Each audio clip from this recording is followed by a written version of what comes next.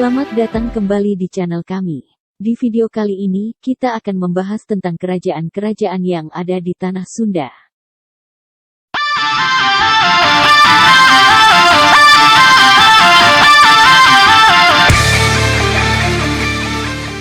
Kerajaan-kerajaan di Tanah Sunda merujuk kepada kerajaan-kerajaan yang pernah ada di Tatar Pasundan. Wilayah bagian barat Pulau Jawa, sebagian besar wilayahnya masuk Provinsi Jawa Barat dan Banten. Pada masa lalu sebelum berdirinya Republik Indonesia pada tahun 1945. Kerajaan-kerajaan di Tanah Sunda terdiri dari 1. Salakanagara, 2. Tarumanagara, 3. Kerajaan Sunda, disebut juga Sunda Galuh, beribu kota di Pakuan Pajajaran. 4. Kesultanan Dermayon, Kesultanan Banten, Kesultanan Cirebon dan Kerajaan Islam Sumedang Larang. Menurut naskah Pustaka Raya Ibu Nusantara, kerajaan di Pulau Jawa adalah Salakanagara. Artinya, negara perak. Salakanagara didirikan pada tahun 52 Saka, 130/131 Masehi. Lokasi kerajaan tersebut dipercaya berada di Teluk Lada, Kota Pandeglang, kota yang terkenal dengan hasil logamnya. Pandeglang dalam bahasa Sunda merupakan singkatan dari kata-kata pandai dan gelang, yang artinya pembuat gelang. Dr. Edi S. Eka Jati, sejarawan Sunda, memperkirakan bahwa letak ibu kota kerajaan tersebut adalah yang menjadi kota Merak sekarang. Merak dalam bahasa Sunda artinya membuat perak. Sebagian lagi memperkirakan bahwa kerajaan tersebut terletak di sekitar Gunung Salak, berdasarkan pengucapan kata Salaka dan kata Salak yang hampir sama. Adalah sangat mungkin bahwa Argira atau Argairos pada ujung barat Iabadiu yang disebutkan Claudius Ptolemas Pelusiniensis Ptolemy dari Mesir 87-150 m dalam bukunya Geographicae Hypergesis adalah Salakanagara.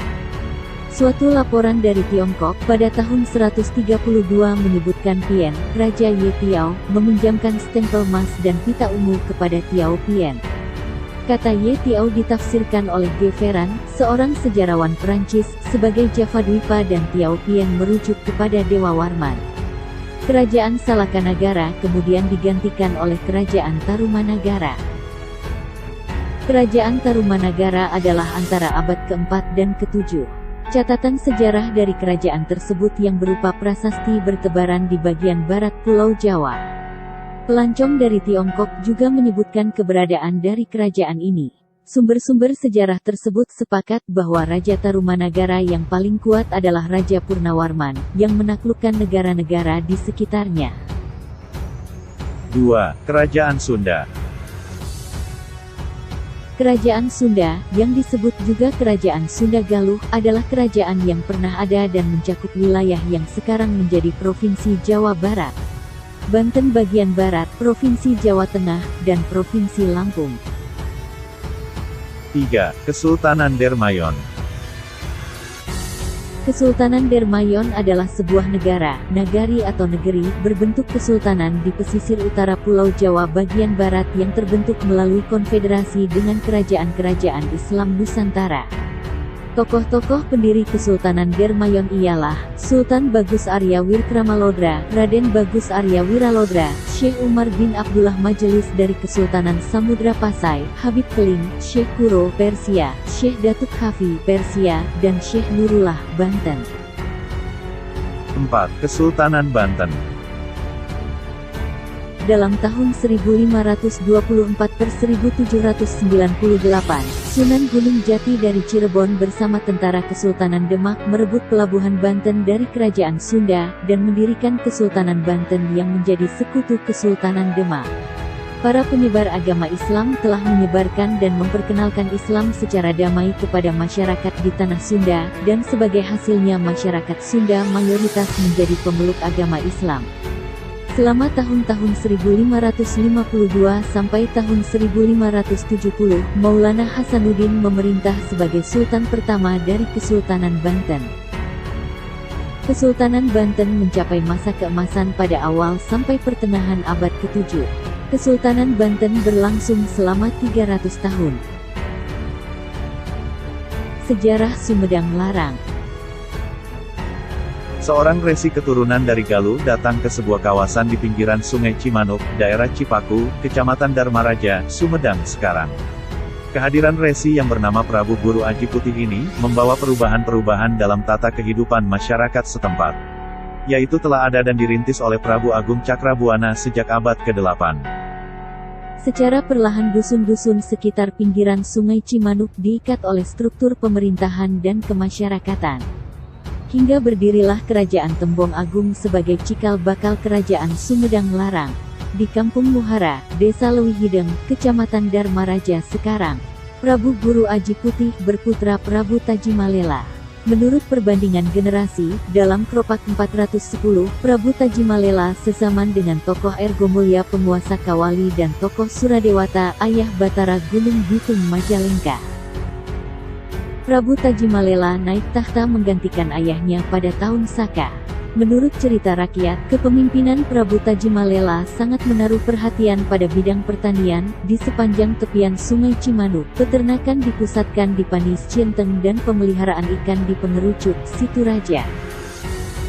Pada masa kekuasaan pernah terjadi pemberontakan di sekitar Gunung Cakrabuana, yang dilakukan oleh Gagak Sangkur. Terjadilah perang sengit antara Wadya Balat Gagak Sangkur dengan Prabu Tajimalela, dengan kemenangan di pihak Prabu Tajimalela dan Gagak Sangkur dapat ditaklukkan. Gagak Sangkur menyatakan ingin mengabdi kepada Prabu Tajimalela, kemudian dilantik menjadi pati. Setelah itu, untuk menyempurnakan ilmunya, Prabu Tajimalela meninggalkan keraton untuk melakukan tapa brata, untuk memperoleh petunjuk dan kukatan dari yang gaib. Pada saat itulah kemudian ia tiba-tiba mengucapkan kata, Ingsun Medal Mandangan, yang kemudian menjadi populer dengan sebutan Sumedang. Tahta Kerajaan Sumedang Larang dari Prabu Tajimalela dilanjutkan oleh Prabu Gajah Agung, yang berkedudukan di pinggir Kali Cipeles dengan gelar Prabu Pagulingan, sehingga daerah tersebut saat ini dikenal sebagai nama Ciguling termasuk wilayah Kecamatan Sumedang Selatan. Prabu Pagulingan digantikan oleh putranya dengan gelar Sunan Guling. Ia berputra bernama Ratnasih, alias Nyi Raja Mantri, diperistri oleh Sri Baduga Maharaja. Karena itu yang menggantikan Sunan Guling adalah adik Ratu Ratnasih, bernama Mertalaya, sebagai penguasa keempat Sumedang Larang, yang juga bergelar Sunan Guling. Sunan Guling digantikan putranya Tirta Kusuma, yang dikenal dengan nama Sunan Patuakan. Kemudian digantikan oleh adiknya, Sintawati atau lebih dikenal dengan Nyi Mas Patuakan. Ratu Sintawati berjodoh dengan Sunan Gorenda, Raja Talaga, putra Ratu Simbar Kencana. Dengan demikian, ia menjadi cucu menantu penguasa Galuh. Sunan Gorenda mempunyai dua istri, Mayangsari Langlangbuana dari Kuningan dan Sintawati dari Sumedang. Dari Sintawati putri sulung Sunan Guling ini, Sunan Gorenda dikaruniai seorang putri bernama Setiasi, yang kemudian bergelar Ratu Pucuk Umum. Ratu Pucuk Umum menikah dengan Ki Gedeng Sumedang yang lebih dikenal dengan nama Pangeran Santri putra Pangeran Palakaran, putra Maulana Abdurrahman, alias Pangeran Panjunan. Perkawinan Ratu Setiasih dengan Pangeran Santri inilah agama Islam mulai menyebar di Sumedang. Dari perkawinan dengan Pangeran Santri, Ratu Pucuk Umum atau dikenal dengan nama Ratu Intan Dewata dikaruniai 6 orang putra, salah satunya Raden Angkawijaya, yang kemudian hari bergelar Prabu Gesan Ulun. Pada 14 Syafar tahun Jim akhir Kerajaan Pajajaran runtuh akibat serangan Laskar Gabungan Islam Banten, Pangkumwati dan Angka.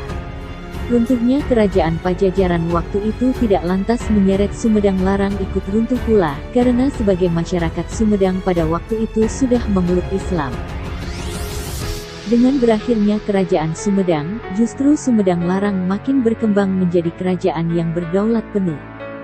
Sebelum Prabu Siliwangi meninggalkan Pajajaran mengutus 4 orang Kandagalante, Jaya Perkosa, Sang Hyang Hawu, Terong Peot dan Naganan untuk menyerahkan amanat kepada Prabu Gesan Ulun.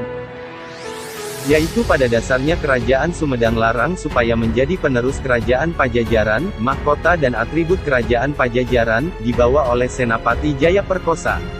Dan diserahkan kepada Prabu Gesan Ulun, yang merupakan legalitas kebesaran Kerajaan Sumedang Larang sebagai penerus Pajajaran.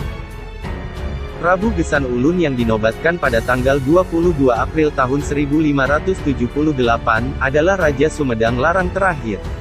Karena setelah itu Sumedang Larang berada di bawah naungan Kerajaan Mataram. Pangeran Arya Suradiwangsa dari Sumedang Larang sebagai penerus Gesan Ulun berangkat ke Mataram. Untuk menyerahkan Sumedang Larang berada di bawah naungan Mataram. Dengan demikian sejak itulah Sumedang Larang terkenal dengan nama Priangan, yang artinya berserah dengan hati yang suci. Kedudukan penguasa Sumedang Larang menjadi Bupati Wedana. Tatar Pasundan pada masa pemerintahan Hindia Belanda. Tahun 1681 Bupati Wedana Sumedang yaitu Pangeran Rangga Gempol ketiga Kusumahdinata, yang dikenal dengan sebutan Pangeran Panembahan, adalah bupati pertama yang berani menentang pemerintahan VOC, agar kembali dari merdeka dan berdaulat, untuk kemudian mempersatukan kembali daerah-daerah sebagian yang pernah dikuasai oleh Pakuan Pajajaran pada zamannya. Tahun 1811 Bupati Wedana Pangeran Kusumahdinata ke-9 atau dikenal dengan Pangeran Cornel, dengan tegas menentang kerja Rodi yang dilakukan oleh VOC. VOC saat itu dipimpin oleh Gubernur Jenderal Herman Wilhelm Daendels. Kerja Rodi membuat jalan dan menelan banyak korban ini, membuka sarana lalu lintas Anyer Panarukan untuk mengangkut rempah-rempah. Peristiwa pembuatan jalan ini terkenal sebagai peristiwa Cadas Pangeran. Tahun 1888 Bupati Pangeran Arya Surya Atmaja atau dikenal juga sebagai Pangeran Mekah mengungkapkan kepada Belanda bahwa Belanda harus memberikan kemerdekaan bagi bangsa Indonesia. Hal ini dapat diketahui melalui literatur yang ditulisnya dalam buku Ditium Memeh Hujan. Pada zaman perjuangan kemerdekaan Indonesia di Jawa Barat, sewaktu pasukan-pasukan divisi Siliwangi kembali hijrah, tepatnya pada tanggal 11 April tahun 1949, terjadi peristiwa-peristiwa bersejarah di Sumedang, di Kecamatan Bua II dan begitu juga di Kecamatan Situraja, pertempuran melawan tentara Belanda. Pada era pembangunan mengisi kemerdekaan Indonesia tidak sedikit putra-putri Sumedang telah mengukir namanya dalam catatan tersendiri.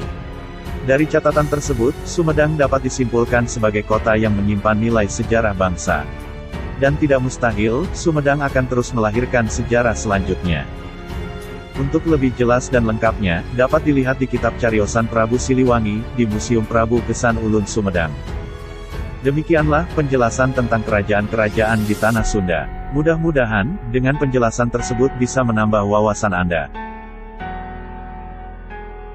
Sampai jumpa di video kisah selanjutnya.